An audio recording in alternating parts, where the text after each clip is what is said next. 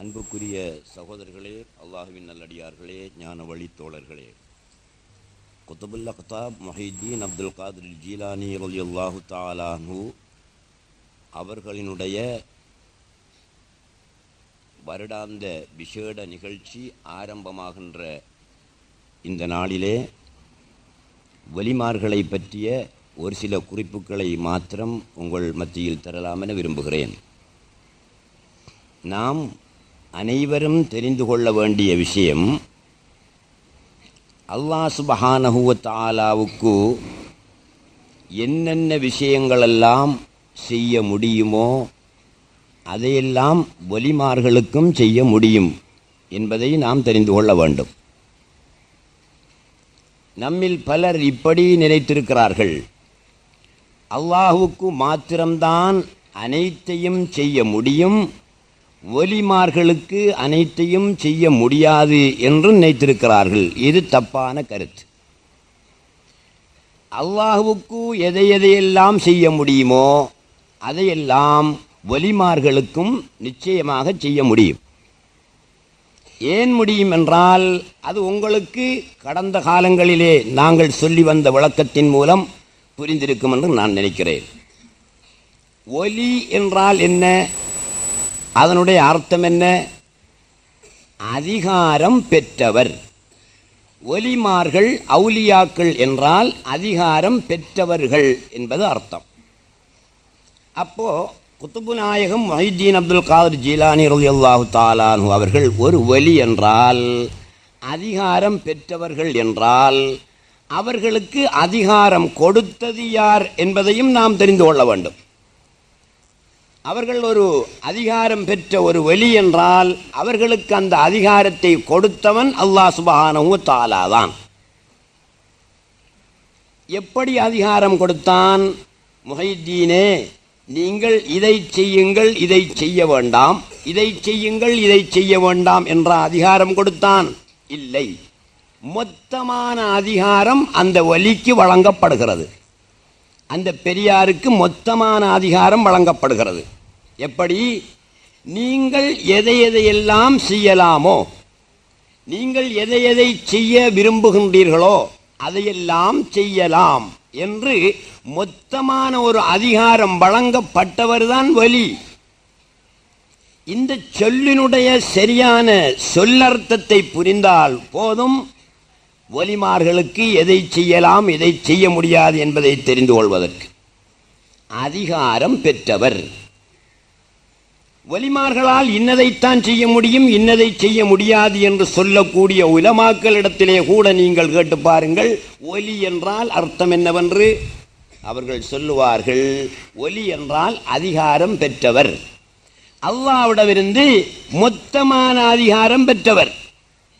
எதுபோல ஒரு உதாரணத்தை சொன்னால் உங்களுக்கு தெளிவாக புரியும் என்று நினைக்கிறேன். ஒரு கடைக்கார முதலாளி தனது கடையில் வேலை செய்யக்கூடிய 10 பேர்களில் மிகவும் திறமசாலியான, நம்பிக்கையான, பொருத்தமான ஒருவரை கூப்பிட்டு, தம்பி, இன்றிலிருந்து நீதான் இந்த கடையினுடைய முதலாளியின் இடத்திலிருந்து சகல விஷயங்களையும் கவனிக்க வேண்டும், உனக்கு நான் முழு அதிகாரமும் இன்றிலிருந்து தந்துவிட்டேன் என்று கடைக்கார முதலாளி ஒருவனை தன்னுடைய இடத்திலே அமர்த்தி அவனுக்கு முழு அதிகாரத்தையும் கொடுத்துவிட்டு காத்தாங்குடிக்கு வந்து விட்டான் முதலாளி. அதிகாரம் பெற்றவர் இருக்கிறாரே கடையிலே, அவர் ஒருவனை விலக்க வேண்டும் கடையிலிருந்து. முதலாளிக்கு டெலிஃபோன் போட்டு கேட்பாரா இவனை விலக்க வாண்டு? கேட்க மாட்டார், கேட்க தேவையில்லை. ஏன்? முழு அதிகாரம் அவருக்கு வழங்கப்பட்டிருக்கிறது.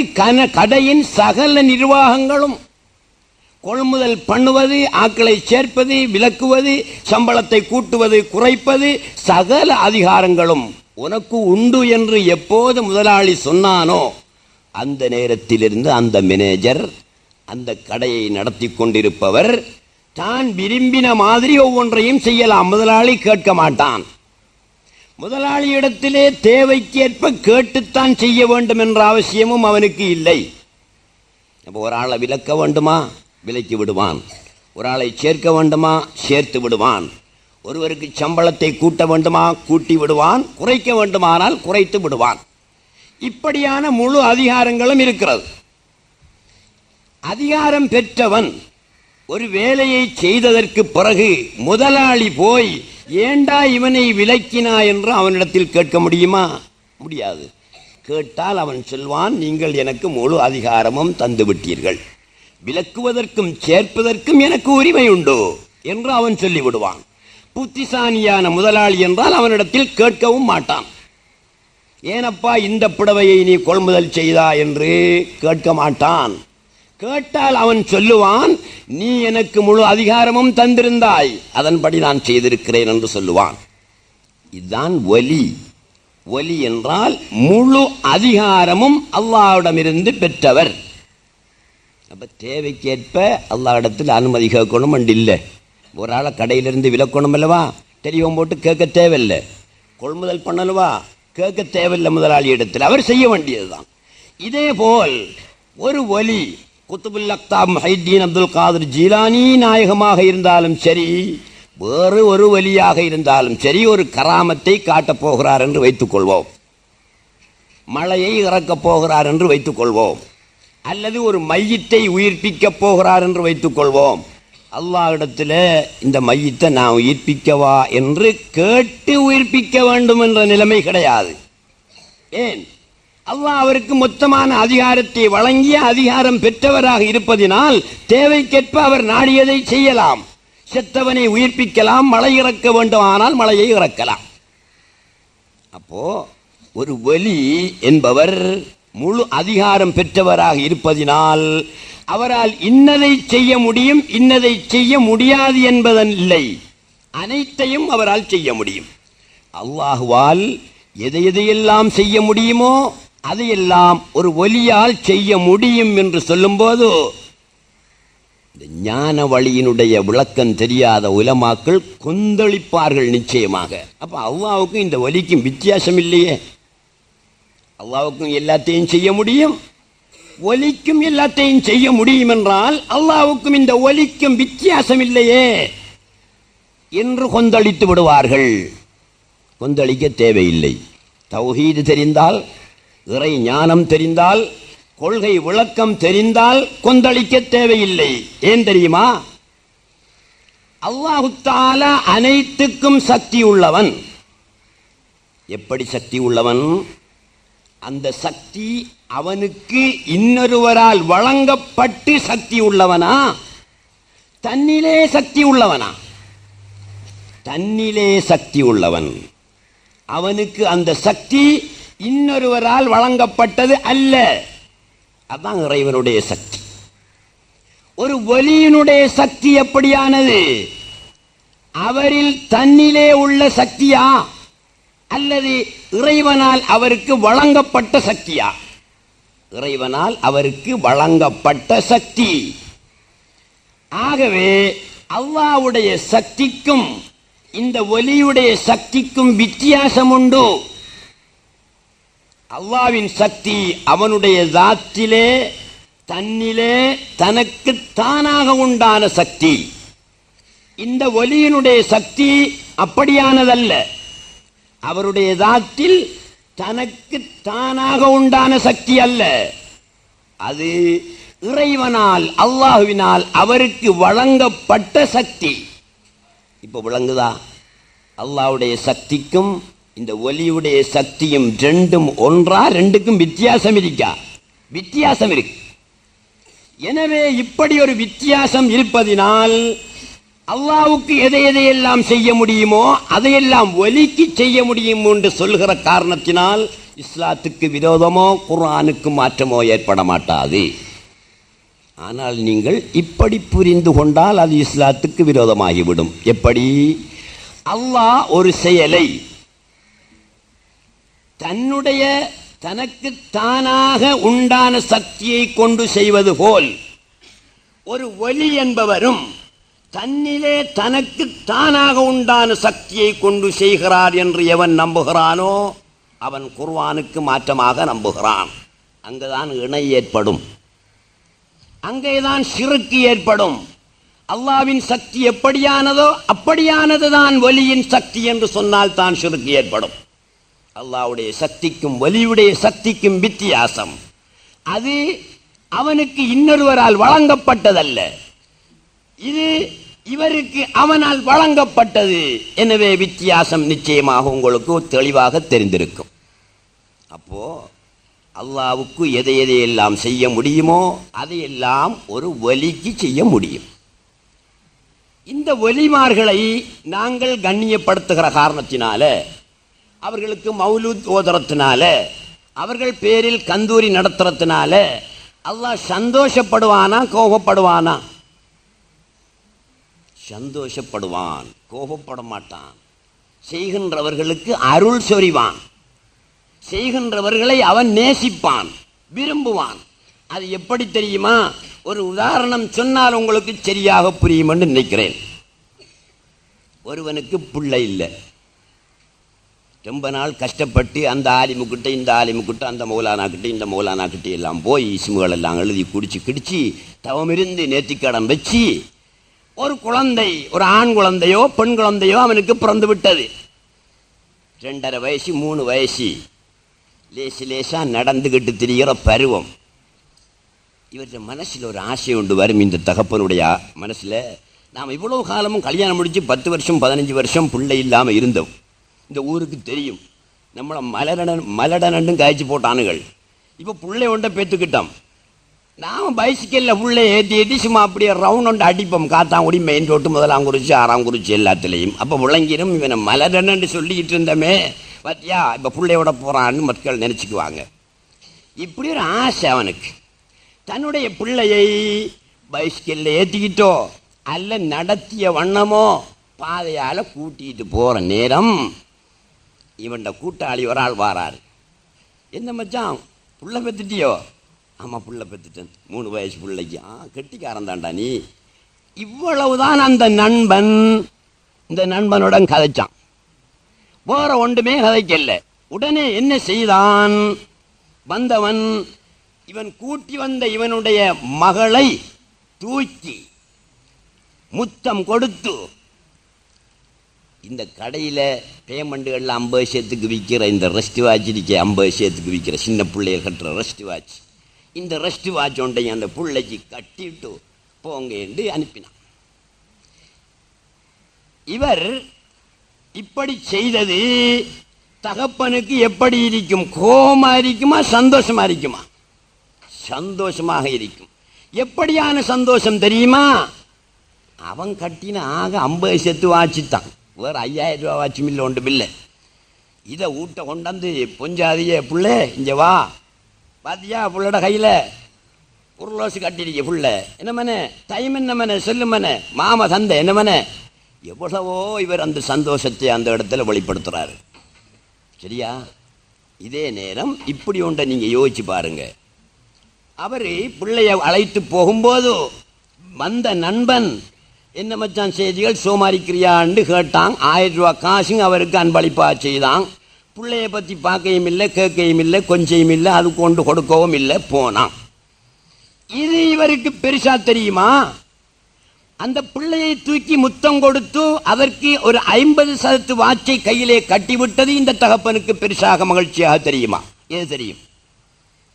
அவனுக்கு 1000 ரூபாய் கொடுத்தானே, அது அவனுக்கு பெருசா தெரியாது. தன்னுடைய பிள்ளைக்கு 50% வாட்சை கொடுத்து அதை கௌரவித்து அதை பாராட்டினானே, அதுதான் அந்த தகப்பனுக்கு பெருசாக தெரியும்.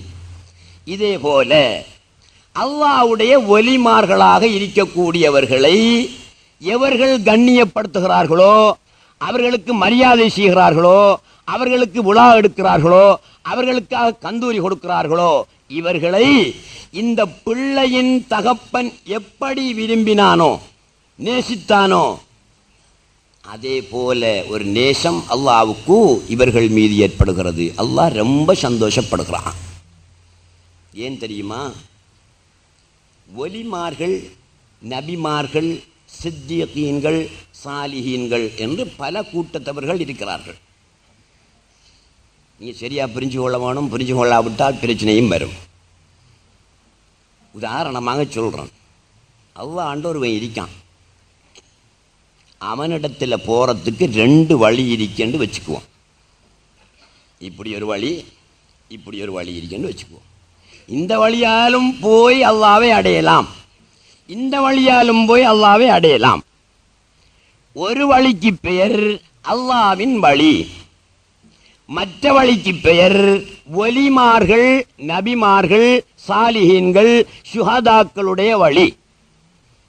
ஒரு வழிக்கு பெயர் அல்லாஹ்வின் வழி, இன்னொரு வழிக்கு பெயர் ஒலிமார்களுடைய வழி. இப்படி 2 வழி இருக்கிறது. அல்லாஹ் இடத்துல போறதுக்கு 2 வழி இருக்கிறதுன்னு வச்சுக்கொள்வோம். இதில் எந்த வழியிலே தன்னிடத்தில் வருமாறு அல்லாஹ் சொல்கிறான்? நீங்க சும்மா யோசிச்சா உங்களுக்கு தெரியும், விளங்கும். அல்லாஹ் எப்படி சொல்வானண்டா, எனக்கிட்ட வாரத்துக்கு 2 வழி இருக்கு. ஒன்று ஒலிமார்கள்ற வழி, மற்றது எந்த டிரெக்ட் வழி. இதில் எந்த வழியால் வாங்க என்று தான் அல்லாஹ் சொல்லுவான். அல்லாஹ் குர்ஆன்ல அப்படி சொல்லல. எந்த வழியால் வாங்க என்று அல்லாஹ் குர்ஆன்ல சொல்லல. நபிமார்கள வழியால எனக்கிட்ட வாங்க என்று அல்லாஹ் குர்ஆன்ல சொல்கிறான். ஒலிமார்களுடைய வழியில் நடந்து என்னிடத்திலே வாருங்கள் என்று அல்லாஹ் குர்ஆன்ல சொல்கிறான். அப்ப எது அல்லாஹ் அளவில் மிக குயிக்காக, மிக சீக்கிரம், மிக எளிதாக, சுலபமாக அல்லாஹ் அளவில் போய் சேர்றதற்குரிய வழி அல்லாஹ்ட ரோட் இல்லை, அந்த ரூட்டும் இல்லை. ஒலிமார்களுடைய ரோட், ஒலிமார்களுடைய ரூட், அதில் போனால் மாத்திரமே ஒருவன் அல்லாஹ் அளவில் மிக லேசாக, மிக எளிதாக போய் சேர முடியும். நாங்கள் எல்லாரும் சூரத்துல் ஃபாத்திஹா ஓதுகிறோம் அல்லவா?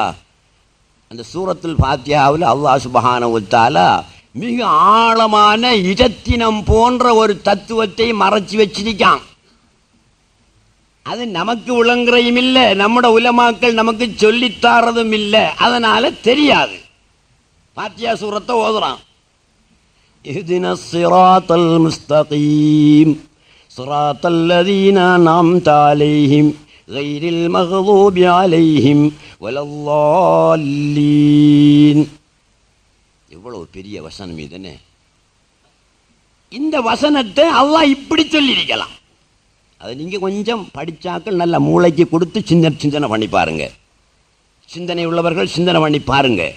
அல்லாஹ் எப்படி சொல்லியிருக்கலாம் என்றால்,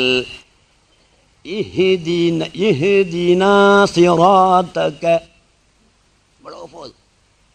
இஹ்தினா சிராத்தக என்று ஃபாத்திஹா சூரத்தில் ஓதினா போதும். அப்ப அஸ்ஸிராத்தல் முஸ்தகீம் ஸிராத்தல் லதீன அன்அம்த அலைஹிம் கைரில் மக்தூபி அலைஹிம் வலல்லாலீன். இவ்வளவு வசனமும் தேவையில்லை. ஏன்? கருத்தை பாருங்க. அல்ஹம்துலில்லாஹி ரப்பில் ஆலமீன் அர் ரஹ்மானிர் ரஹீம் மாலிகி யௌமித்தீன் இய்யாக நஅபுது வ இய்யாக நஸ்தஈன். அது தெரிஞ்ச விஷயம். இஹ்தினா, ஆண்டவனே எங்களுக்கு காட்டு, சிராத்தக, உன்னுடைய வழியை காட்டு என்று சொன்னா சரிதானே? ஆண்டவனே உன்னுடைய வழியை எங்களுக்கு காட்டு என்று நாங்க தமிழ்ல சொல்றோமே, இது அரபியில சொல்றேன்னா நீங்க எப்படி சொல்ல வேணும்? இஹ்தினா சிராத்தக, மிகவும் சுருக்கமான வசனம். ஸிராத்தல் லதீன அன்அம்த அலைஹிம் கைரில் மக்தூபி அலைஹிம் வலல்லாலீன். ஒரு கும்பம் வருகுதே, இது என்னத்துக்கு தேவையில்லைத்தானே? ஏன்? இதே கருத்து ஸிராத்தல் லதீன அன்அம்த அலைஹிம் கைரில் மக்தூபி அலைஹிம் வலல்லாலீன் என்று வரக்கூடிய இந்த வசனங்கள் எல்லாம் சேர்ந்து தார கருத்து இஹ்தினா சிராத்தகவில் இருக்கிறதா இல்லையா? எப்படி இருக்கிறது? இஹ்தினா, எங்களுக்கு ஆண்டவனே நீர் வழிகாட்டு, சிராத்தக, உன்னுடைய பாதையை எங்களுக்கு வழிகாட்டு, எங்களுக்கு காட்டு. அப்ப அல்லாஹ்வுடைய பாதை எப்படியா இருக்கும்? நல்ல பாதையாத்தான் இருக்கும். இங்கே எப்படி வருகிறது? இஹ்தினா ஆண்டவனே எங்களுக்கு காட்டு, அஸ்ராத்தல் முஸ்தகீம நேரான பாதையை காட்டு, சிராத்தல் லதீன அன்அம்த அலைஹிம் அந்த பாதை நீ நிஅமத்து செய்தவர்கள் போன பாதை, கைரில் மக்லூபி அலைஹிம் வலல்லாலீன் உன்னுடைய கோபத்திற்கு உட்பட்டவர்களுடைய பாதையையும் அல்ல, வழிகட்டவர்களுடைய பாதையையும் அல்ல, நீ யார் யாருக்கு நிஅமத்து செய்தாயோ அவர்கள் சென்ற பாதையை, நேரான பாதையை எங்களுக்கு காட்டு என்று சொல்றதுதான் இப்ப நாங்க ஓதுற சூரத்துல் ஃபாத்திஹாவுல வாரத்தினுடைய அர்த்தம். நான் கேட்பது என்னவென்றால், நீங்கள் சிந்திக்க வேண்டியது என்னவென்றால், ஏன் இவ்வளவு பெரிய ஒரு வசனத்தை அல்லாஹு தஆலா அடிச்சு கொண்டே விட்டுருக்கணும்?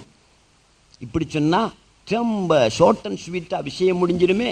இஹ்தினா சிராத்தக, இறைவா உன்னுடைய பாதையை எங்களுக்கு காட்டு. அதை விட மிஞ்சின பாதை என்ன பருகி? உன்னுடைய பாதையை எங்களுக்கு காட்டு என்று கேட்டால் அல்லாஹ்விடத்தில் இவன் கேட்கிறான் உன்னுடைய பாதையை காட்டு என்று. அதை விட மிஞ்சின பாதை என்ன இருக்கு? அப்படி அல்லாஹ் கேட்கல்ல, கேட்க சொல்லி சொல்லல்ல நம்மளை. என்ன சொல்லியிருக்கிறான்? இஹ்தினா எங்களுக்கு காட்டுவாயாக, அஸ்ராத்தல் முஸ்தகீம் நேரான பாதையை. அது எப்படியான நேரான பாதை? விளக்கம் பின்னால. சிராத்தல் லதீன அன்அம்த அலைஹிம் நீ யாராருக்கு நியமத்து செய்தாயோ அவர்கள் போன பாதை, கைரில் மக்லூபி அலைஹிம் உன்னுடைய கோபத்திற்கு உட்பட்டவர்களுடைய பாதையை அல்ல, வலல்லாலீன் வழிகட்டவர்களுடைய பாதையையும் அல்ல. அப்ப வழிகட்டவர்கள் உன்னுடைய கோபத்துக்கு உட்பட்டவர்களுடைய பாதை இல்லாம நீ யாராருக்கு நியமத்து செய்தாயோ அவர்கள் போன பாதையை காட்டு என்று ஏன் கேட்க வேணும்? அல்லாஹ்விடத்தில் நேரடியாக உன்னுடைய பாதையை காட்டு என்றால் போதுமே. போதாது. ஏன்? அல்லாஹ்வின் வழியிலே, அல்லாஹ்வின் ரோட்டிலே ஷைத்தான் குந்திக் கொண்டிருப்பான். வலிமார்களின் ரோட்டிலே ஷைத்தான் குந்த முடியாது. அல்லாஹ் அளவில் போய் சேர்வதற்கு அல்லாஹ் தனக்கண்டு போட்டு வச்சிருக்கானே ரோட்டு, அந்த ரோட்ல ஷைத்தான் இருப்பான். இந்த வலிமார்கள் போட்டு வச்சிருக்கார்களே ரோட்டு, அந்த ரோட்ல ஷைத்தான் இருக்க மாட்டான். ஏன் தெரியுமா? ஷைத்தான் ஒரு கட்டத்தில் அல்லாஹ்விடத்தில் சொன்னான், நீ என்ன இபிலீஸ் என்று சபிக்கப்பட்டவன் என்று துரத்தி எறிஞ்சு போட்டாயல்லவா, நான் ஒரு வேலை செய்வன். குர்ஆன்ல வருது, உன்னுடைய ரோட்ல நான் குந்திக்கிட்டு உனக்கிட்ட வாரவர்களை வழிகெடுப்பேன். உன்னுடைய நேரான பாதையில நான் குந்திக்கிட்டு வாரவங்களை வழிகெடுப்பேன் என்று சொன்னான். அப்ப அல்லாஹ்வோட பாதையில் ஆறு குந்திக்கிட்டு இருப்பானாம்? ஷைத்தான் குந்திக்கிட்டு இருப்பானாம், இபிலீஸ் குந்தி கொண்டிருப்பானாம். இந்த நபிமார்களுடைய பாதை, வலிமார்களுடைய பாதை, சுஹதாக்களுடைய பாதை, சாலிஹீன்களுடைய பாதை, இதில் ஷைத்தான் குந்திக் கொண்டிருக்க மாட்டான். ஏன் குந்திக் கொண்டிருக்க மாட்டான்? அவன் சொல்லலையே. அவன் குர்ஆன்ல எப்படி சொல்லி இருக்கிறான்? உன்னுடைய நேரான பாதையில் நான் உட்கார்ந்து உன்னிடத்தில் வருபவர்களை வழிகெடுத்துக் கொண்டிருப்பேன் என்று சொல்றான். நபிமார்கள பாதையிலே உட்கார்ந்து, வலிமார்கள பாதையில உட்கார்ந்து என்று இபிலீஸ் சொல்லவில்லை. ஒன்றா? இதே நேரம் இன்னொன்றை யோசனை பண்ணி பாருங்கள். நபிமார்கள் நீ யார் மீது நியமத்து செய்தாயோ அவர்களுடைய பாதை, அல்லாஹ் தஆலா நியமத்து செய்தவர்கள் என்று குர்ஆன்ல குறிப்பிடுற கூட்டத்தார்கள் 4 பேர். யாருன்னு தெரியுமா? உலாயிக அன்அமல்லாஹு அலைஹிம் மினன் நபியீன வஸ்ஸித்தீகீன வஷ்ஷுஹதாஇ வஸ்ஸாலிஹீன். இது குர்ஆன் ஆயத், இது திருக்குர்ஆன் வசனம். இந்த வசனத்தில் அல்லாஹ் சுப்ஹானஹு வ தஆலா 4 கூட்டத்தவர்களை சொல்லுகிறான். இவர்கள் அருள் செய்யப்பட்டவர்கள் என்று, நிஅமத்து செய்யப்பட்டவர்கள் என்று சொல்லுகிறான். ஆறு? நபிமார்கள், மினன் நபியீன வஸ்ஸித்தீகீன சித்தீகீன்கள், வஷ்ஷுஹதாஇ சுஹதாக்கள், வஸ்ஸாலிஹீன் சாலிஹீன்கள். இந்த 4 கூட்டத்தவர்களும் அல்லாஹ்வினால் அருள் செய்யப்பட்ட கூட்டத்தார்கள். நாங்கள் சூரத்துல் ஃபாத்திஹாவிலே கேட்கிறோம், இறைவா நீ யார் யாருக்கு அருள் செய்தாயோ அவர்களுடைய வழியை எங்களுக்கு காட்டுவாயாக என்று கேட்கிறோம். அப்படி என்றால் என்ன கேட்கிறோம்? நபிமார்களுடைய வழியை காட்டுவாயாக, சித்திகீன்களுடைய வழியை காட்டுவாயாக, சுஹதாக்களுடைய வழியை காட்டுவாயாக, சாலிஹீன்களுடைய வழியை காட்டுவாயாக என்று கேட்கிறோம். எங்க வாத்தியா சூரத்தில் ஆண்டவனே உன்னுடைய வழியை காட்டுவாயாக என்று சூரத்துல் ஃபாத்திஹாவிலே கேட்கிறோமா? இல்லையே. நீங்க ஒரு ஆளுகிட்ட கேட்டு பாருங்க, படிச்ச மனுஷனுக்கிட்ட. அல்லாஹு தஆலா இந்த சூரத்துல் ஃபாத்திஹாவில் நபிமார்கள், சித்திகீன்கள், சுஹதாக்கள், சாலிஹீன்களுடைய பாதையை காட்டும்படிதான் கேட்க சொல்றான். அவன் பாதையை காட்டும்படி கேட்க சொல்லலையே, ஏன் என்று கேளுங்கள். அல்லாஹ்வுடைய பாதையில ஷைத்தான் குந்திக் கொண்டிருப்பான். ஏன் அப்படி சொல்றீங்க?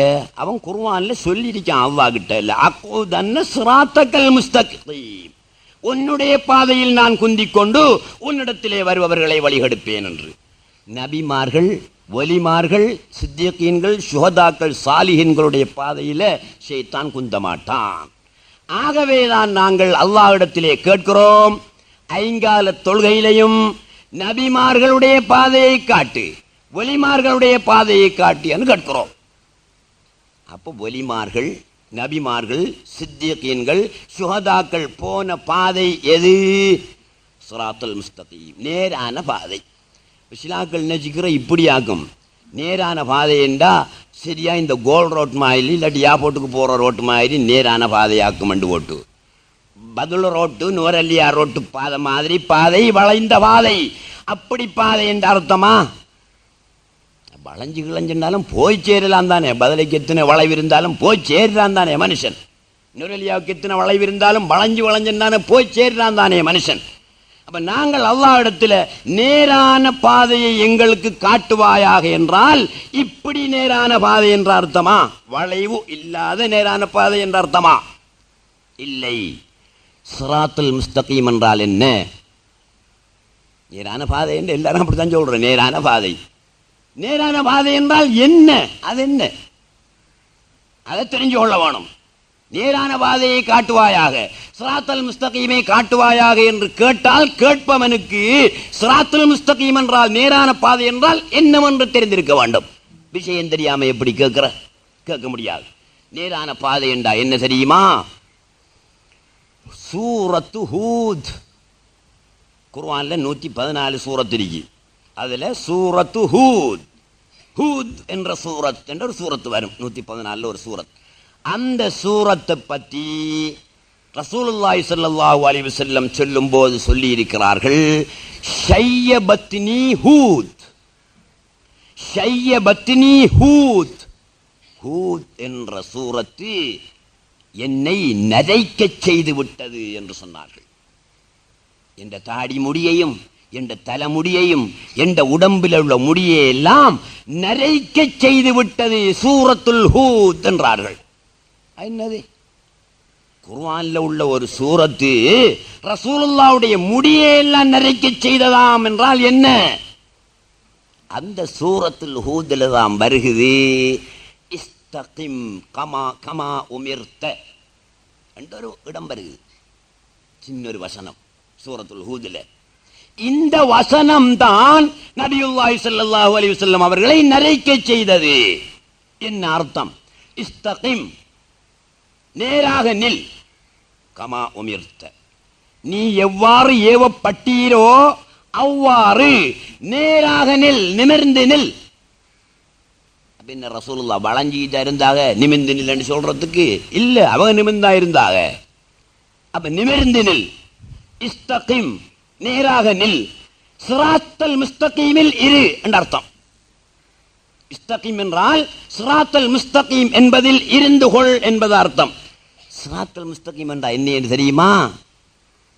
இந்த ஷர்ட்ல ஷர்ட்டையும் பார்க்க வேணும், பஞ்சையும் பார்க்க வேணும், ரெண்டையும் பார்க்கக்கூடிய நிலையில் இருப்பது சிராத்துல் முஸ்தகீம். அதுதான் நேரான பாதை. ஷர்ட்டை மட்டும் பார்த்தாய் ஏமாந்தவன், பஞ்சை மட்டும் பார்க்காதே அப்போதும் பிழை. ஷர்ட்டையும் பார், பஞ்சையும் பார். சேட்டையும் பார்க்கணும் பஞ்சையும் பார்க்கணும்ன்றா லேசான வேலையா? இல்லை. லேசான வேலை என்ன? சேட்டை பார்க்குற லேசான வேலை. அப்ப அதை பற்றி சிந்திக்க தேவையில்லை. சேட்டை பார்க்கலாம். இந்த ஒலி வாங்கி இரும்பினால செய்யப்பட்டது. இந்த ஒலி வாங்கிய பார்க்குற லேசான வேலையா? இல்லையா? பார்க்கலாம். இந்த ஒலி வாங்கி தெரியும். இந்த ஒலி வாங்கியையும் பார், இரும்பையும் பார், இந்த சேட்டையும் பார், பஞ்சையும் பார் என்று சொல்லும் போது நரை உண்டாகும் தான். எப்படி நரை உண்டாகும்?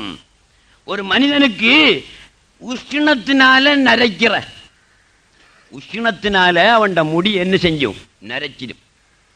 ஒருவனுக்கு கவலையினால் சிந்தனையினாலும் அவனுடைய முடி நரைக்கும்.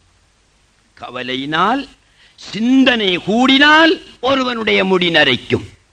நபியுல்லாஹி ஸல்லல்லாஹு அலைஹி வஸல்லம் அவர்களுக்கு இந்த ஆயத்து வந்த போது, நபியே நீங்கள் எவ்வாறு ஏவப்பட்டீர்களோ அவ்வாறு சிராத்தல் முஸ்தகீமில் இருங்கள், நேராக நில்லுங்கள் என்ற உடனே, எப்படி சிருஷ்டியாகவும் பார்க்க வேணும், ஹக்காகவும் பார்க்க வேணும், ஷேட்டாகவும் பார்க்க வேணும், பஞ்சாகவும் பார்க்க வேணும், ஒலி வாங்கியாகவும் பார்க்க வேணும், இரும்பாகவும் பார்க்க வேணும் என்று சொல்லும் போது இரண்டு பார்வை. இது ரொம்ப கஷ்டம். ஒரு பக்கம் பார்த்து கொண்டிருந்தவன் தோல்வியுற்றான். இரண்டு பக்கத்தையும் கவனித்து நடந்தவன் வெற்றி பெற்றான். அதைத்தான் சொன்னார்கள், தன்சீஹ் தஷ்பீஹ் என்ற இரண்டு நிலைகளையும் நீ பேணி நடந்து கொள்ள வேண்டும். தன்சீஹில் அவன் எதுவுமே இல்லாதவன், எந்த கட்டுப்பாடும் இல்லாதவன். தஷ்பீஹில் அனைத்தும் உள்ளவன் என்ற இந்த இரண்டையும் பேணி நடந்தவன் தான் சிராத்தல் முஸ்தகீமிலே நேரான பாதையிலே போகிறவனாகிறான். ஆகவே அன்புள்ள சகோதரர்களே, நாங்கள் குத்துபு நாயகம் அவர்களுக்கு விழா எடுக்கிறோம், கொண்டாடுகிறோம் என்றால் எதற்காக? அவர்களெல்லாம் அல்லாஹ்வினால் அருள் செய்யப்பட்டவர்கள். அந்த அருளை அவர்கள் எப்படி பெற்றார்கள்? இந்த நிலைக்கு எப்படி வந்தார்கள்? ஏன் வெளியானார்கள் என்றால் ஒரே ஒரு விஷயம்தான், வேற ஒள்ளே அல்ல. குதுபு நாயகம் இடத்தில் சொல்கிறார்கள், மா பலகத்து, நான் அடைந்திருக்கின்ற இந்த அந்தஸ்தை நான் அடையவில்லை பிகஸரத்தி ஸலாத்தி வஸ்ஸியாமி, அதிகமாக தொழுதோ அதிகமாக நோன்பு பிடித்தோ நான் இந்த தரஜாவை அடையவில்லை. வலாக்கின் பிஷைஇன் வக்திர ஃபீ கல்பி, ஆனால் என்னுடைய நெஞ்சத்திலே, என்னுடைய கல்பிலே ஒரு வஸ்து நங்கூரமிட்டு போய் கிடக்கிறது.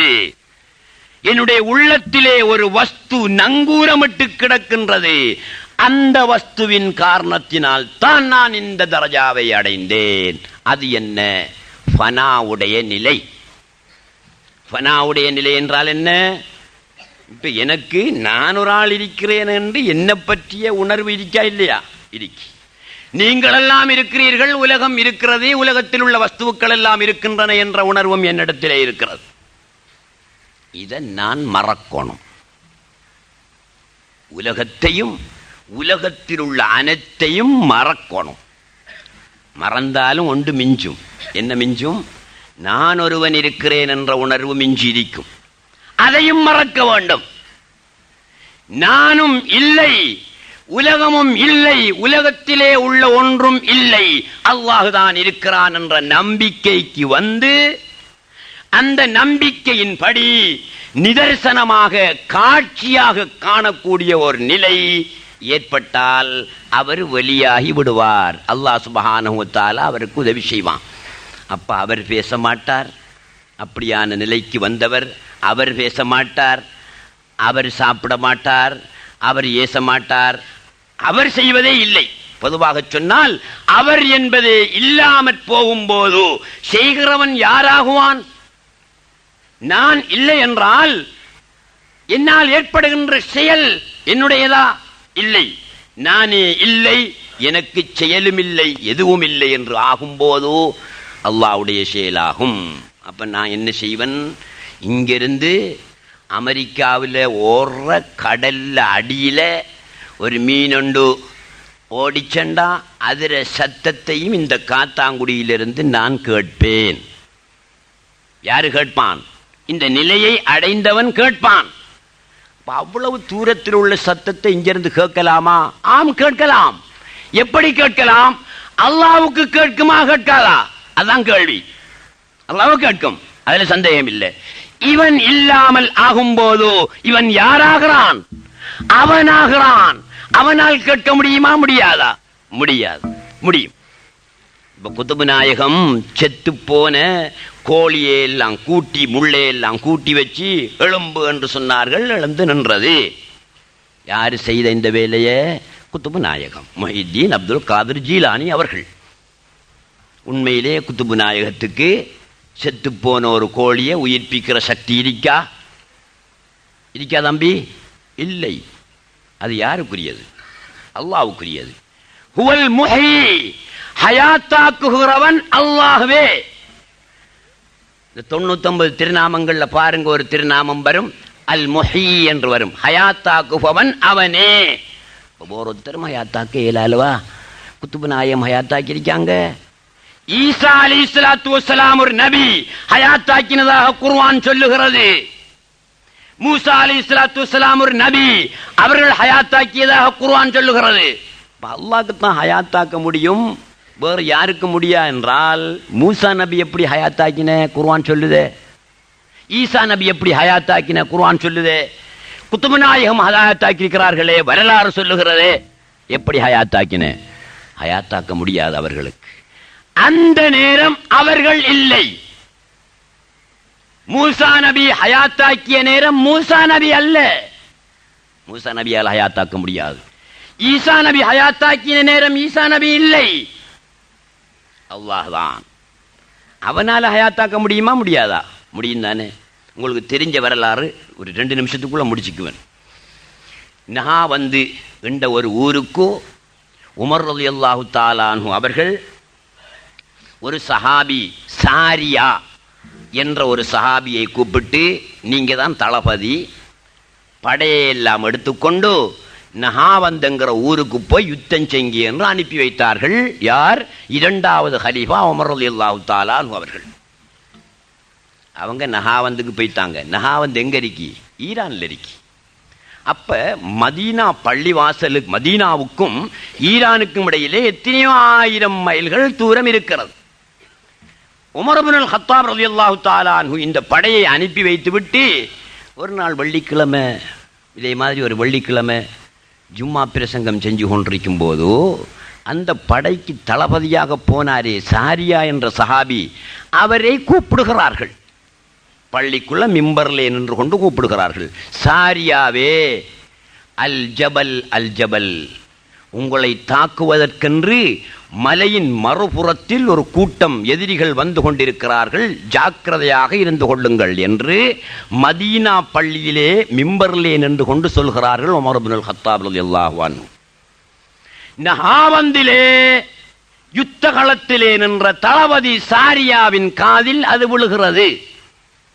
சாரியா உஷார் நிலைக்கு வந்தார், பாதுகாக்கப்பட்டார்கள், மதீனாவுக்கு வந்து விட்டார்கள். உமர் ரலியல்லாஹு தஆலா அன்ஹு இப்படி சொன்ன அந்த சந்தர்ப்பத்திலேயே அன்று வெள்ளிக்கிழமை ஜும்மா முடிந்ததற்கு பிறகு மதீனாவில் அந்த ஜும்மாவை கேட்டுக்கொண்டிருந்த சஹாபாக்கள் கேட்கிறார்கள், உமர் அவர்களே, நீங்க ஹுத்பா பிரசங்கத்தில் இப்படி சொன்னீங்களே, நஹாவந்துக்கு போயிருக்கிற சாரியாவை கூப்பிட்டு இப்படி ஒரு செய்தி சொன்னீங்களே, நீங்க கண்டையாண்டு? ஆம், நான் கண்டேன். இந்த மதீனா மிம்பரிலே நின்று கொண்டு நஹாவந்திலே யுத்த களத்திலே நடந்த செய்தியை என்னுடைய கண்ணால் கண்டேன், அதனால் நான் கூப்பிட்டு சொன்னேன். அது சாரியாவுக்கு கேட்டிருக்குமான்னு கேட்டார்கள். ஆம், சாரியாவுக்கு கேட்டது, அவர் பாதுகாப்பாக இருந்து கொண்டார் என்றும் சொன்னார்கள்.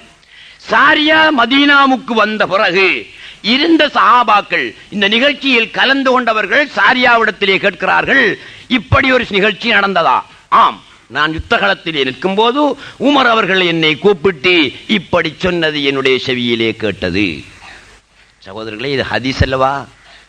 நாங்க யோசிக்க வேணும், உமர் அவர்களுக்கு எப்படி தெரிந்தது என்றும் சாரியாவுக்கு அவர்கள் சொன்னது எப்படி கேட்டது என்றும் நாங்கள் சிந்தனை பண்ணி பார்க்க வேண்டும். 10,000 மைலுக்கு அப்பால் எப்படி பார்க்க முடியும், எப்படி கேட்க முடியும்? அந்த நேரத்தில் உமராக இருந்து கொண்டு பார்க்க முடியாது, சாரியாவாக இருந்து கொண்டு கேட்க முடியாது. உமரனுடைய சகல தன்மைகளும் இழந்து, உமர் தன்னையும் மறந்து, உமர் என்ற அந்த பாத்திரத்தில் ஹக் தஆலாவுடைய செயல்பாடுகள் செயல்பட்டன. அதேபோல் சாரியா என்ற பாத்திரத்திலே ஹக் தஆலாவுடைய செயல்பாடுகள் செயல்பட்டன. இதனால் கேட்டார்கள். ஆகவே அன்புள்ள சகோதரர்களே, வலிமார்களை கண்ணியப்படுத்தும் போது அல்லாஹ் சுப்ஹானஹு வ தஆலா மகிழ்ச்சி அடைகிறான், சந்தோஷப்படுகிறான். அவர்களை கண்ணியப்படுத்துபவர்களுக்கு உதவி செய்கிறான், அருள் புரிகிறான். அது மகான்கள். அந்த மகான் குத்துபுல் அக்தாப் முஹித்தீன் அப்துல் கார் ஜீலானி நாயகத்தினுடைய நிகழ்ச்சி இன்று அசர் தொழுகையின் பின், அதாவது 4:45 அவர்களுடைய பெயரால் இந்த இடத்திலே கொடியேற்றி வைக்கப்பட்டு மகரிபு வரை மௌலிது நிகழ்ச்சி நடைபெறும். மகரிபுக்கும் இஷாவுக்கும் இடையிலே ஃபாரூக் மௌலவி அவர்களால் பயான் நடைபெறும். இஷாவோடு நார்சா வழங்கி மஜ்லிஸ் நிறைவு பெறும். இதேபோல் நாளையும் நடைபெறும். ஆனால் விசேஷமாக நாளை இரவு மகரிபுக்கும் இஷாவுக்கும் இடையில் பயான் நடைபெறாது, காதிரியா ராத்திப்பு நடைபெறும்.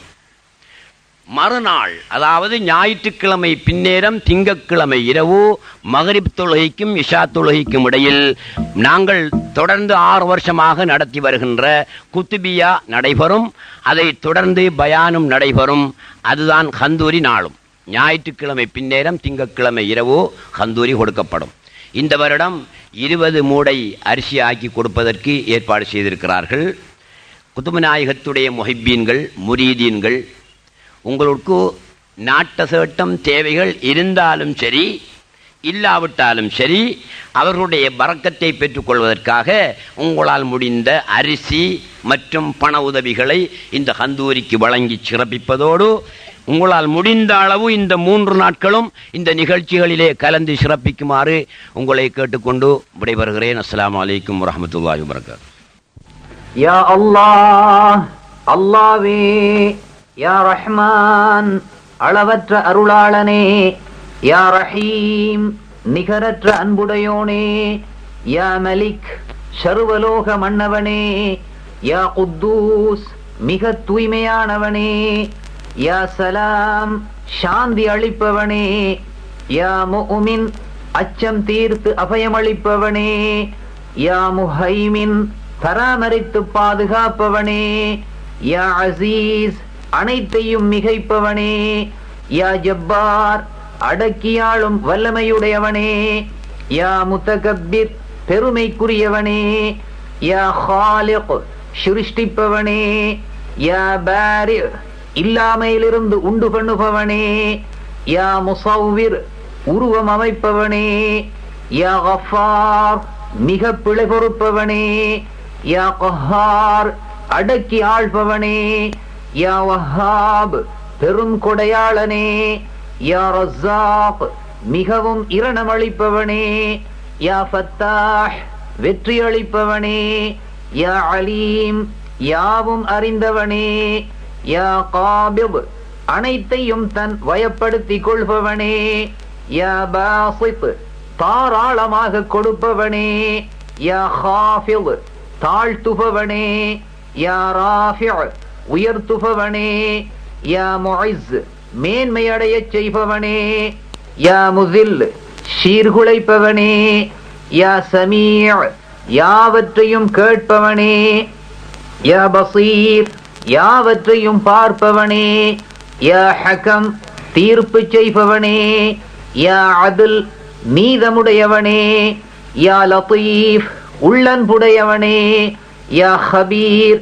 அனைத்தையும் உணர்ந்தவனே, யா ஹலீம், அமைதியானவனே, யா அவீம், மகத்துவமுள்ளவனே, யா கஃபூர், மிக்க மன்னிப்பவனே, யா ஷகூர், நன்றி பாராட்டுபவனே, யா அலி, மிக்க உன்னதமானவனே, யா கபீர், அனைத்திலும் பெரியவனே, யா ஹஃபீஸ், பேணி காப்பவனே, யா முகீத் அன்னமளித்து காப்பவனே, யா ஹசீப் கணக்கு கேட்பவனே, யா ஜலீல் மாண்புமிக்கவனே, யா கரீம் சங்கையானவனே, யா ரகீப் கண்காணிப்பவனே, யா முஜீப் முறையீட்டை ஏற்பவனே, யா வாசி' தாராளத்தன்மையுடையவனே, யா ஹக்கீம் நுண்ணறிவுடையவனே, யா வதூத்